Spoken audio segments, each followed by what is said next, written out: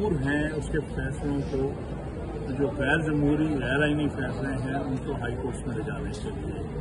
لہٰذا ہمارے مخالفین کو بھی یہ سو دفعہ سوچنا چاہیے کہ اگر غیر آئینی فیصلے قائم رہ گئے تو کل ان کو بھی وہی فیصلے ان کے راستے میں بھی آئیں گے۔ اچھا، بلے کے علاوہ آپشن ہے کوئی اور، کوئی آپشن بی آپشن سی؟ بلے کا یہ کوئی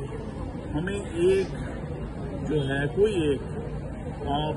الیکشن سمبل دے دیں تاکہ لوگوں کو پتہ ہو، کیونکہ یہ ایک آئینی رائٹ ہے ہر پاکستانی شہری کا کہ وہ اپنے مرضی کے پارٹی اور اپنی مرضی کے کینڈیڈیٹ کو ووٹ کریں۔ تو اگر ایک سمبل ایک پارٹی کو ملتا ہے تو ہر پاکستانی کو پتہ ہوگا کہ میں نے اس پارٹی کے کینڈیڈیٹ کو ووٹ دینا ہے اور یہاں ووٹ۔ اچھا حامد خان صاحب یہاں پہ ایک بڑا اہم سوال آتا ہے کہ اگر بلہ نہیں ملتا تو کوئی بھی آپ کو علامتی نشان، انتخابی نشان چاہیے؟ دیکھیے، انتخابی نشان کے مرحلے سے ہم گزر چکے ہیں کیونکہ وہ الیکشن کمیشن کے پاس تھا۔ جب اس نے ہمیں ڈینائی کیا تھا تو وہ کہہ سکتا تھا کہ ہم بجائے بلہ کے ہم فلاں انتخابی نشان کو دے دیں، تو اس صورت میں تو ٹھیک ہے، ہم کہتے چلیے جو بھی انتخابی نشان ہے ہم نے سر لوگوں تک یہ بات ہوتی ہے۔ انہوں نے پوری طرح سے الیکشن نشان سے ہمیں محروم کرنے کی کوشش کی ہے، جو کہ غیر آئینی بات ہے۔ اس پر کل بھی جو فیصلہ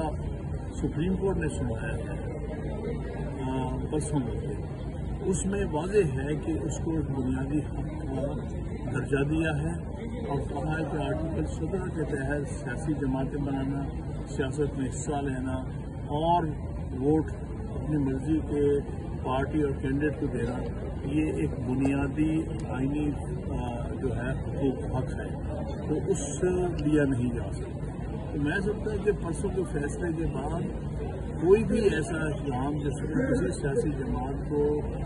الیکشن سے باہر کرنا جو ہے وہ واضح طور پر آئین کے بھی خلاف ہے اور پرسوں کے فیصلے کے خلاف۔ پھر آزاد وسیعت میں بھی آپ کی تیاری ہے الیکشن لڑنے کی یا کسی جماعت کے سمبل پہ لڑ سکتے ہیں؟ Party election